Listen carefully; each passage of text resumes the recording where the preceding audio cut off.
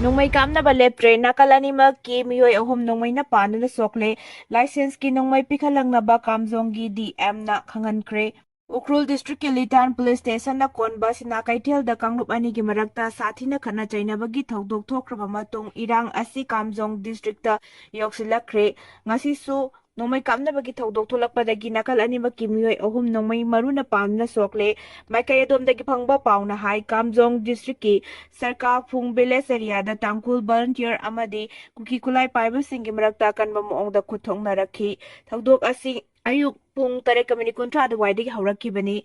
ꯅꯣꯡꯃꯩ ꯀꯥꯞꯅꯕꯒꯤ ꯊꯧꯗꯣꯛ ꯑꯗꯨꯗ ꯇꯥꯡꯈꯨꯜꯒꯤ ꯃꯤꯑꯣꯏ ꯑꯅꯤ ꯑꯃꯁꯨꯡ ꯀꯨꯀꯤ ꯐꯨꯔꯨꯞꯀꯤ ꯃꯤꯑꯣꯏ ꯑꯃ ꯁꯣꯛꯈ꯭ꯔꯦ ꯇꯥꯡꯈꯨꯜꯒꯤ ꯁꯣꯛꯂꯕ ꯃꯤꯑꯣꯏ ꯑꯅꯤ ꯑꯗꯨꯗꯤ ꯔꯤꯡꯂꯨꯏ ꯔꯥꯝꯔꯨꯔ ꯆꯍꯤ 92 ꯑꯃꯁꯨꯡ ꯔꯥꯏꯆꯜ ꯂꯨꯡꯂꯦꯟ ꯆꯍꯤ 24ꯅꯤ ꯃꯈꯣꯏ ꯑꯅꯤꯃꯛ ꯁꯔꯀꯥ ꯐꯨꯡ ꯚꯤꯂꯦꯖꯇꯒꯤꯅꯤ ꯃꯈꯣꯏ ꯑꯅꯤꯃꯛ ꯃꯈꯣꯡꯗ ꯅꯣꯡꯃꯩ ꯃꯔꯨ ꯑꯃꯃꯝ ꯄꯥꯜꯂꯤ ꯍꯧꯖꯤꯛ ꯎꯈ꯭ꯔꯨꯜ ꯗꯤꯁꯇ꯭ꯔꯤꯛ ꯍꯣꯁꯄꯤꯇꯥꯜꯗ ꯂꯥꯌꯦꯡꯂꯤ ꯑꯃꯔꯣꯝꯗ ꯀꯨꯀꯤ ꯐꯨꯔꯨꯞꯀꯤ ꯁꯣꯛꯂꯕ ꯃꯤꯑꯣꯏ ꯑꯗꯨꯒꯤ ꯃꯃꯤꯡ ꯖꯣꯅꯤ ꯈꯣꯡꯁꯥꯏ ꯀꯧꯏ ꯃꯍꯥꯛ ꯃꯣꯡꯀꯣ ꯆꯦꯄꯨꯗꯒꯤꯅꯤ ꯂꯦꯡꯖꯨꯝꯗ ꯕꯣꯝ ꯃꯆꯦꯠꯅ ꯄꯥꯟꯗꯨꯅ ꯁꯣꯛꯄꯅꯤ ꯍꯥꯏꯔꯤ ꯍꯧꯖꯤꯛ ꯁꯥꯏꯈꯨꯜꯗ ꯂꯩꯕ ꯀꯝꯃ꯭ꯌꯨꯅꯤꯇꯤ ꯍꯦꯜꯊ ꯁꯦꯟꯇꯔꯗ ꯂꯥꯌꯦꯡꯂꯤ ꯃꯔꯛ ꯑꯁꯤꯗ ꯀꯥꯝꯖꯣꯡꯒꯤ ꯗꯤꯁꯇ꯭ꯔꯤꯛ ꯃꯦꯖꯤꯁꯇ꯭ꯔꯦꯠꯅ ꯁꯕ ꯗꯤꯚꯤꯖꯟ ꯑꯁꯤꯒꯤ ꯃꯅꯨꯡ ꯆꯟꯅ ꯂꯩꯕ ꯃꯐꯝ ꯄꯨꯝꯅꯃꯛꯇꯒꯤ ꯂꯥꯏꯁꯦꯟꯁꯀꯤ ꯅꯣꯡꯃꯩꯁꯤꯡ ꯄꯤꯈꯠꯂꯛꯅꯕ ꯈꯪꯍꯟꯈ꯭ꯔꯦ ꯗꯤꯁꯇ꯭ꯔꯤꯛ ꯃꯦꯖꯤꯁꯇ꯭ꯔꯦꯠ LN ꯀꯥꯡꯁꯨꯡꯅ ꯊꯣꯛꯈꯤꯕ ꯔꯣꯗ ꯑꯣꯔꯗꯔꯒꯤ ꯃꯇꯨꯡ ꯏꯟꯅ ꯑꯥꯔꯝ ꯑꯦꯛ 1959ꯒꯤ ꯃꯈꯥꯗ ꯂꯥꯏꯁꯦꯟꯁꯀꯤ ꯅꯣꯡꯃꯩ ꯄꯥꯏꯔꯤꯕ ꯃꯤꯑꯣꯏ ꯈꯨꯗꯤꯡꯃꯛ ꯄꯟꯊꯕ ꯇꯧꯗꯨꯅ ꯃꯈꯣꯏꯒꯤ ꯈꯨꯠꯂꯥꯏꯁꯤꯡ ꯑꯗꯨ ꯄꯤꯈꯠꯂꯛꯀꯗꯕꯅꯤ ꯀꯥꯝꯖꯣꯡꯒꯤ ꯁꯨꯄꯔꯤꯟꯇꯦꯟꯗꯦꯟꯠ ꯑꯣꯐ ꯄꯨꯂꯤꯁꯀꯤ ꯃꯤꯠꯌꯦꯡ ꯃꯈꯥꯗ ꯆꯔꯁꯥꯠ ꯄꯨꯂꯤꯁ ꯁ꯭ꯇꯦꯁꯟꯗ ꯍꯥꯡꯗꯣꯛꯂꯤꯕ ꯀꯂꯦꯛꯁꯟ ꯄꯣꯏꯟꯇ ꯂꯥꯏꯁꯦꯟꯁꯀꯤ ꯅꯣꯡꯃꯩꯁꯤꯡ ꯑꯗꯨ ꯄꯤꯈꯠꯂꯛꯀꯗꯕꯅꯤ ꯍꯥꯏꯔꯤ ꯃꯔꯛꯁꯤꯗ ꯏꯔꯥꯡ ꯑꯁꯤ ꯂꯥꯛꯁꯤꯟꯅꯕ ꯏꯔꯥꯡ ꯊꯣꯛꯂꯛꯄ ꯌꯥꯕ ꯃꯐꯝꯁꯤꯡꯗ ꯁꯦꯟꯇ꯭ꯔꯦꯜ ꯐꯣꯔꯁꯁꯤꯡ ꯊꯥꯖꯤꯟꯈ꯭ꯔꯦ ꯑꯦꯔꯤꯌꯥ ꯗꯣꯃꯤꯅꯦꯁꯟ ꯇꯧꯕ ꯑꯃꯁꯨꯡ ꯃꯤꯆꯝ ꯃꯤꯌꯥꯝꯒꯤ ꯃꯔꯛꯇ ꯂꯩꯔꯤꯕ ꯅꯣꯡꯃꯩꯁꯤꯡ ꯐꯒꯠꯂꯛꯄꯒꯤ ꯊꯕꯛ ꯆꯠꯊꯕ ꯍꯧꯈ꯭ꯔꯦ ꯐꯥꯏꯅꯥꯟꯁꯤꯌꯦꯜ ꯏꯌꯔꯒꯤ ꯆꯤꯜꯂꯕ ꯃꯇꯝꯁꯤꯗ ꯑꯃꯤꯠ ꯁꯍꯥ ꯎꯅꯔꯨꯅꯕ ꯁꯤಎಂ ꯗꯦꯜꯂꯤꯗ ꯆꯠꯈ꯭ꯔꯦ ꯑꯦꯄ꯭ꯔꯤꯜ 10 ꯐꯥꯎꯕꯒꯤ ꯃꯅꯨꯡꯗ ꯌꯨꯝꯅꯥꯝ ꯈꯦꯝꯆꯥꯟꯗꯒꯤ ꯂꯩꯉꯥꯛ ꯃꯤꯅꯤꯁꯇꯔ 8 ꯍꯥꯞꯆꯤꯟꯗꯨꯅ ꯆꯥꯎꯊꯣꯛꯍꯜꯂꯕ ꯌꯥꯏ ꯗꯤꯄꯥꯔꯠꯃꯦꯟꯠ ꯑꯌꯥꯝꯕꯒꯤ ꯄꯣꯔꯠꯐꯣꯂꯤꯑꯣ ꯄꯥꯏꯁꯤꯟꯕ ꯑꯃꯁꯨꯡ ꯁ꯭ꯇꯦꯠ ꯑꯁꯤꯒꯤ ꯐꯥꯏꯅꯥꯟꯁꯤꯌꯦꯜ ꯏꯌꯔꯒꯤ ꯈ꯭ꯋꯥꯏꯗꯒꯤ ꯆꯤꯜꯂꯕ ꯃꯇꯝ ꯑꯁꯤꯗ ꯌꯨꯅꯤꯌꯟ ꯍꯣꯝ ꯃꯤꯅꯤꯁꯇꯔ ꯑꯃꯤꯠ ꯁꯍꯥꯅ ꯀꯧꯔꯛꯄꯗꯒꯤ ꯆꯤꯐ ꯃꯤꯅꯤꯁꯇꯔ ꯌꯨꯝꯅꯥꯝ ꯈꯦꯝꯆꯥꯟꯗ ꯗꯦꯜꯂꯤꯗ ꯆꯠꯈ꯭ꯔꯦ ꯈꯣꯡꯆꯠ ꯑꯁꯤꯒꯤ ꯃꯇꯥꯡꯗ ꯎꯅꯗꯨꯅ ꯋꯥꯔꯤ ꯁꯥꯕꯗ ꯃꯍꯥꯛꯅ ꯍꯥꯏ ꯍꯟꯗꯛꯀꯤ ꯈꯣꯡꯆꯠ ꯑꯁꯤꯗ ꯃꯍꯥꯛꯀ ꯄ꯭ꯔꯥꯏꯝ ꯃꯤꯅꯤꯁꯇꯔ ꯅꯔꯦꯟꯗ꯭ꯔ ꯃꯣꯗꯤꯒ ꯎꯅꯅꯕ ꯊꯧꯔꯥꯡ ꯂꯩꯇꯦ ꯈ꯭ꯋꯥꯏꯗꯒꯤ ꯃꯔꯨ ꯑꯣꯏꯅ ꯌꯨꯅꯤꯌꯟ ꯍꯣꯝ ꯃꯤꯅꯤꯁꯇꯔ ꯑꯃꯤꯠ ꯁꯍꯥꯗꯤ ꯎꯅꯒꯅꯤ ꯃꯍꯥꯛ ꯀꯩꯗꯧꯉꯩ ꯏꯝꯐꯥꯜꯗ ꯍꯜꯂꯛꯀꯅꯤ ꯍꯥꯏꯕ ꯈꯪꯗ꯭ꯔꯤ ꯑꯗꯨꯃꯛꯄꯨ ꯐꯥꯏꯅꯥꯟꯁꯤꯌꯦꯜ ꯏꯌꯔꯒꯤ ꯊꯕꯛ ꯑꯌꯥꯝꯕꯗꯤ ꯂꯣꯏꯁꯤꯜꯂꯝꯂꯦ ꯃꯗꯨꯅ ꯃꯍꯥꯛꯀꯤ ꯈꯣꯡꯆꯠ ꯑꯁꯤꯅ ꯐꯥꯏꯅꯥꯟꯁꯤꯌꯦꯜ ꯏꯌꯔꯒꯤꯗ ꯊꯣꯏꯅ ꯑꯀꯥꯏꯕ ꯂꯩꯔꯣꯏ ꯃꯍꯥꯛꯀꯤ ꯈꯣꯡꯆꯠ ꯑꯁꯤꯒꯤ ꯃꯇꯥꯡꯗ ꯄꯣꯂꯤꯇꯤꯀꯦꯜꯒꯤ ꯃꯔꯝꯗ ꯅꯩꯅꯕꯁꯤꯡꯅ ꯐꯣꯡꯗꯣꯔꯛꯄꯒꯤ ꯃꯇꯨꯡ ꯏꯟꯅ ꯍꯧꯖꯤꯛ ꯃꯍꯥꯛꯀꯤ ꯂꯩꯉꯥꯛ ꯆꯥꯎꯊꯣꯛꯄ ꯉꯝꯗ꯭ꯔꯤꯕ ꯑꯃꯁꯨꯡ ꯇꯥꯡꯈꯨꯜ ꯑꯃꯗꯤ ꯀꯨꯀꯤ ꯑꯅꯤꯒꯤ ꯃꯔꯛꯇ ꯅꯧꯅ ꯏꯔꯥꯡ ꯊꯣꯛꯂꯤꯕ ꯑꯁꯤꯒꯤ ꯃꯇꯥꯡꯗ ꯑꯀꯨꯞꯄ ꯋꯥꯔꯤ ꯀꯌꯥꯃꯔꯨꯝ ꯁꯥꯟꯅꯔꯕ ꯌꯥꯏ ꯇꯧꯕꯇꯗꯤ ꯃꯍꯥꯛꯅ ꯏꯝꯐꯥꯜꯗ ꯍꯦꯛ ꯍꯜꯂꯛꯂꯒꯁꯨ ꯃꯤꯅꯤꯁꯇꯔ ꯑꯦꯛꯁꯄꯥꯟꯁꯟ ꯍꯥꯏꯕꯗꯨꯗꯤ ꯍꯦꯛꯇ ꯇꯧꯈꯤꯔꯣꯏꯗꯧꯔꯤ ꯃꯔꯝꯗꯤ ꯐꯥꯏꯅꯥꯟꯁꯤꯌꯦꯜ ꯏꯌꯔꯒꯤ ꯇꯥꯟꯐꯝ ꯑꯁꯤꯗ ꯃꯤꯅꯤꯁꯇꯔ ꯑꯦꯛꯁꯄꯥꯟꯁꯟ ꯇꯧꯕꯗ ꯐꯖꯗꯕ ꯑꯃꯁꯨꯡ ꯄꯣꯔꯠꯐꯣꯂꯤꯑꯣ ꯌꯦꯟꯊꯣꯛꯄꯗ ꯈꯨꯗꯣꯡꯆꯥꯗꯕ ꯈꯔ ꯂꯩꯒꯗꯕ ꯑꯗꯨ ꯌꯦꯡꯂꯒ ꯑꯦꯄ꯭ꯔꯤꯜꯒꯤ 2ꯁꯨꯕ ꯆꯌꯣꯜ ꯐꯥꯎꯕꯒꯤ ꯃꯅꯨꯡꯗ ꯄꯥꯡꯊꯣꯛꯂꯕ ꯌꯥꯏ ꯅꯧꯅ ꯋꯥꯁꯛ ꯂꯧꯒꯗꯧꯔꯤꯕ ꯃꯤꯅꯤꯁꯇꯔ 8 ꯑꯁꯤꯗ ꯀꯅꯥ ꯍꯥꯞꯆꯤꯟꯒꯗꯒꯦ ꯍꯥꯏꯕꯁꯤꯁꯨ ꯑꯔꯨꯕ ꯋꯥꯐꯝ ꯑꯃ ꯑꯣꯏꯔꯤ ꯃꯔꯨꯑꯣꯏꯅ ꯆꯨꯔꯆꯥꯟꯄꯨꯔ ꯑꯃꯁꯨꯡ ꯐꯦꯖꯣꯜ ꯗꯤꯁꯇ꯭ꯔꯤꯛꯀꯤ ꯑꯣꯏꯕ ꯃꯤꯅꯤꯁꯇꯔ ꯑꯃꯈꯛ ꯄꯤꯒꯗ꯭ꯔꯥ ꯅꯠꯇ꯭ꯔꯒꯅ ꯑꯅꯤ ꯄꯤꯒꯗ꯭ꯔꯥ ꯍꯥꯏꯕꯁꯤꯁꯨ ꯌꯥꯝꯅ ꯀꯟꯅ ꯅꯩꯅꯔꯤꯕꯅꯤ ꯕꯤꯖꯦꯄꯤꯒꯤ ꯂꯨꯆꯤꯡꯕ ꯈꯔꯅꯗꯤ ꯂꯩꯈꯤꯗ꯭ꯔꯕ ꯊꯥꯡꯂꯣꯟ ꯑꯦꯁꯂꯦꯝꯕꯤ ꯀꯣꯟꯁꯇꯤꯇꯨꯑꯦꯟꯁꯤꯒꯤ MLA ꯕꯨꯡꯖꯥꯒꯤꯜ ꯕꯥꯜꯇꯦꯒꯤ ꯃꯆꯥꯅꯨꯄꯥ ꯃꯤꯅꯤꯁꯇꯔ ꯍꯥꯞꯍꯟꯅꯤꯡꯉꯤ ꯑꯦꯁꯂꯦꯝꯕꯤ ꯀꯣꯟꯁꯇꯤꯇꯨꯑꯦꯟꯁꯤ ꯑꯁꯤꯒꯤ ꯃꯤꯈꯜ ꯑꯊꯨꯕꯗ ꯄꯥꯡꯊꯣꯛꯀꯗꯕ ꯂꯩꯕꯅ ꯃꯤꯈꯜ ꯑꯗꯨꯒꯤꯁꯨ ꯌꯦꯡꯂꯒ ꯃꯉꯣꯟꯗ ꯃꯤꯅꯤꯁꯇꯔ ꯐꯝ ꯍꯥꯟꯅ ꯊꯤꯟꯗꯣꯛꯄꯗ ꯄꯥꯔꯇꯤꯒꯤ ꯑꯣꯏꯅ ꯃꯄꯥꯡꯒꯜ ꯀꯟꯒꯅꯤ ꯍꯥꯏꯅ ꯂꯧꯔꯤ ꯃꯁꯤꯒꯤꯁꯨ ꯃꯊꯛꯇ ꯇꯤꯄꯥꯏꯃꯨꯛ ACꯒꯤ MLA ꯉꯨꯔꯁꯥꯡꯂꯨꯔ ꯁꯤꯅꯥꯇꯦ ꯑꯃꯁꯨꯡ ꯆꯨꯔꯆꯥꯟꯄꯨꯔ ꯑꯦꯁꯦꯝꯕ꯭ꯂꯤ ꯀꯣꯟꯁꯇꯤꯇꯨꯑꯦꯟꯁꯤꯒꯤ MLA LM ꯈꯧꯇꯦꯅ ꯄꯥꯔꯇꯤꯗ ꯎꯠꯈꯤꯕ ꯊꯧꯒꯜꯂꯣꯟ ꯑꯗꯨꯒꯤ ꯌꯦꯡꯂꯒ ꯀꯔꯝꯕꯗ ꯃꯤꯅꯤꯁꯇꯔ ꯑꯃ ꯄꯤꯒꯗꯒꯦ ꯍꯥꯏꯕꯗꯨ ꯈꯟꯅꯔꯤ ꯄꯥꯎ ꯑꯁꯤꯅ ꯃꯈꯥ ꯇꯥꯅ ꯍꯥꯏ ꯍꯧꯖꯤꯛ ꯊꯣꯛꯂꯤꯕ ꯏꯔꯥꯡ ꯑꯁꯤꯅ ꯃꯔꯤ ꯂꯩꯅꯅ ꯂꯩꯉꯥꯛ ꯑꯁꯤꯗ ꯇꯥꯡꯈꯨꯜ ꯀꯥꯡꯕꯨꯗꯗꯤ ꯃꯤꯅꯤꯁꯇꯔ ꯑꯃ ꯍꯥꯞꯅꯅꯕꯁꯨ ꯈꯟꯅꯔꯤ ꯍꯧꯖꯤꯛꯃꯛꯀꯤ ꯑꯣꯏꯅ ꯆꯞ ꯆꯥꯅ ꯂꯦꯞꯊꯣꯛꯇ꯭ꯔꯒꯁꯨ ꯍꯥꯞꯀꯗꯧꯔꯤꯕ ꯃꯤꯅꯤꯁꯇꯔ ꯑꯁꯤ NPFꯇꯒꯤ ꯑꯣꯏꯒꯅꯤ ꯑꯃꯁꯨꯡ NPFꯀꯤ MLA ꯈꯥꯁꯤꯝ ꯕꯥꯁꯨꯝꯗ ꯑꯣꯏꯅ ꯄꯤꯔꯕ ꯌꯥꯏ ꯇꯝꯄꯥꯛꯀꯤ ꯂꯝꯗ ꯃꯤꯅꯤꯁꯇꯔ 4 ꯄꯤꯅꯅꯕ ꯊꯧꯔꯥꯡ ꯇꯧꯔꯤ ꯍꯥꯏꯔꯤꯕ ꯃꯤꯅꯤꯁꯇꯔ 4 ꯑꯁꯤ BJPꯗꯒꯤ ꯂꯣꯏꯅꯃꯛ ꯑꯣꯏꯒꯅꯤ KJC ga wari sanadringaida Maitai amadi Naga singa hana wari sanagadabani. Tha asigi kunmathoida Kuki Zo Council amadi Se Minister Y Khemchand ga Guwahati gi mafam amada wari sanakibadu Maitai amadi Naga gi apambagi mayuktani haina Federation of Ahombi gi President Sapam Sajadumani kuyek piduna thadorakpa chirolamana hairi.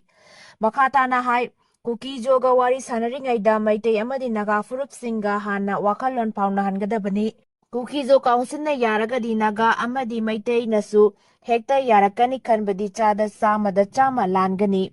Kuki Jo Singna Landakhre micham kaya nupi angang masing khangduna minungsi machet amata yaukana hatokpikre. Masidana tadasiba masapawba phangdana lairiba sing adumadi. Mayung makai maina tumna thadokpikraba miyam singi apamba wakalon amata laudana Kuki Jo themlaga hekta yagani haibadi atai Maitai ga Naga ga di karisu natte phungdokpani Manipur tugaina ma changsilakpa foreigner shingi lana sida governor na matam khudingmakta kaubiroidabani lamdam asi ekoigi paipuna sahi lisang sitna ngakuna ngasigi mirolda sinarambani haibasi lengakna kauroidabani hairi.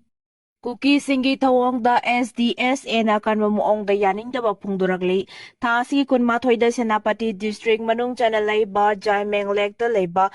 Thonglang Naga village da khulai paiba Kuki Milton Singh da thakiba thawongbo Senapati District Student Association SDSA na kanwa muongda yaningda phungdurakli. Lupa sina thadorakpa chirolamana hai India lengakna sponsor tawba suspension of operation su agreement ki marumda Kuki Milton Singh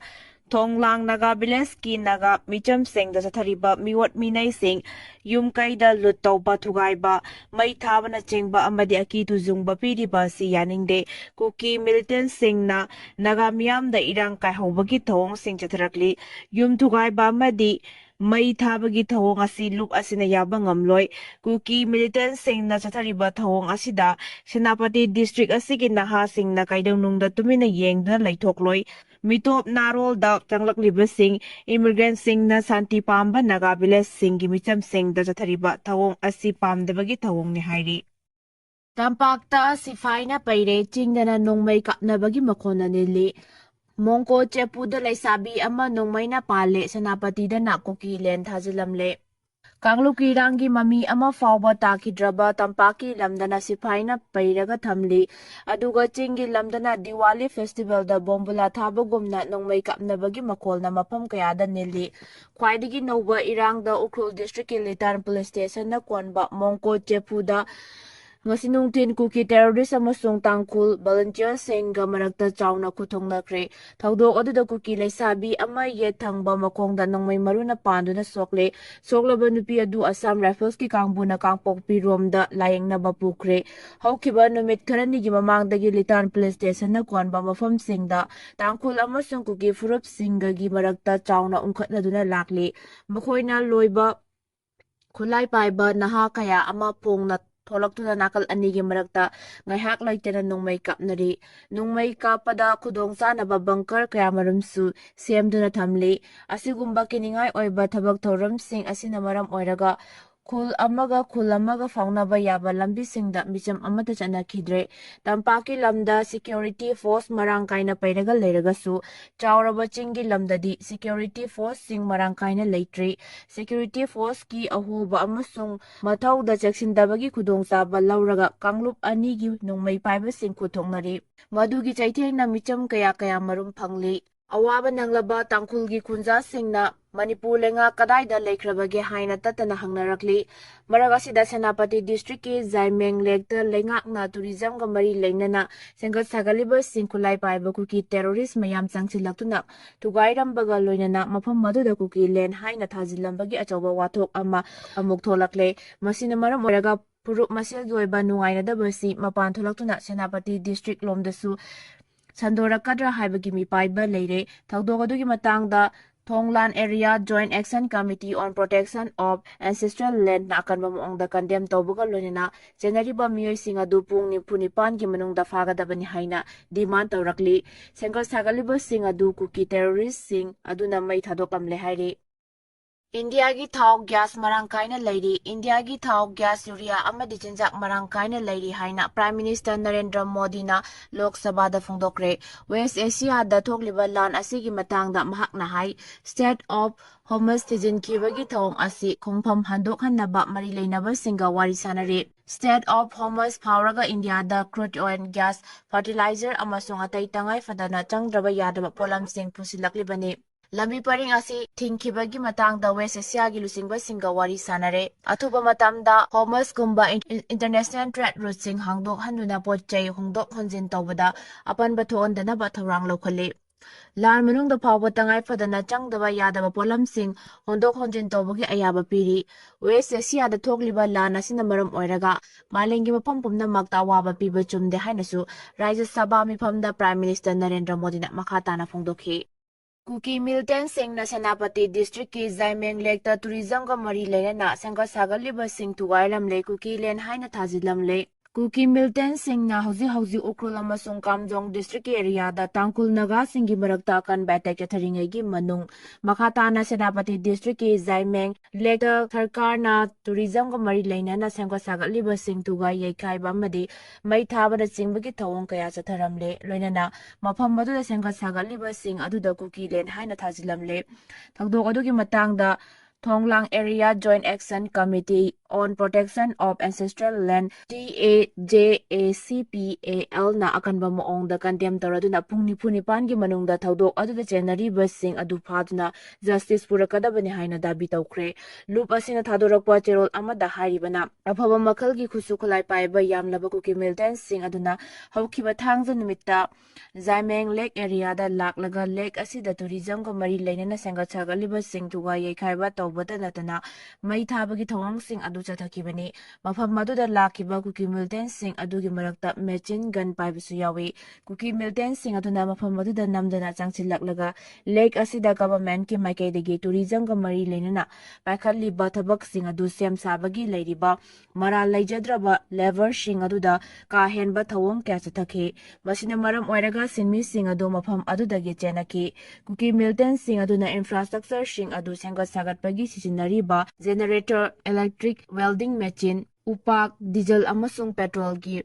balancing camp pirol amasung koli kaya amasung mai thaduna amadi yekai thugai tawduna amang ata thogalamki thawong asi mafam adugi mahosagi punsi mahing amasung santi da chauna akaiba piwani Kuki Milton sing na mafam aduda sengga sagatliba sing aduda Kuki len haina su thajilamki thawong asi atamnana Kuki Milton sing aduna khana hawbada natana Kuki len haina thajilamki baduna chauna tension wangna leire Kuki khulai paiba sing chathariba thawong adu chumna khaki pochai thugai bata nate local community singbu kihan khanganba logi activity singbu karimata thoksadaba masung mafam maduda nungsi chana leminari ba community singi marakta akaiba piba honabani asigumba thawang sing asi karigumba phibam amata da khangduna leiroi hairi lubasi gi maikaidagi hiramasi ga mari leinana Kuki civil society organization sing maru oina IT road ta leiriba joint development management Committee da thawdok aduda chenari ba khulai paiba mioi sing adu chapchana masak maming taknaba amasung makhoi yoiba phirep adu khangalaknaba akanba wafam thamkhre loinana mari leinaba authority singna athubada hiramasigi matangda thijinduna thawdok asida chenari basing adu pung nimpunipan gi manungda phaduna justice purakadabani karigumba hariba dimana si thabak oina pangthoktaba tarabadi Thonglang area da leiriba miyamna makhoi gi right security amasung dignity ngaknabagi damak makhataba khongjang sing changchilagani hairi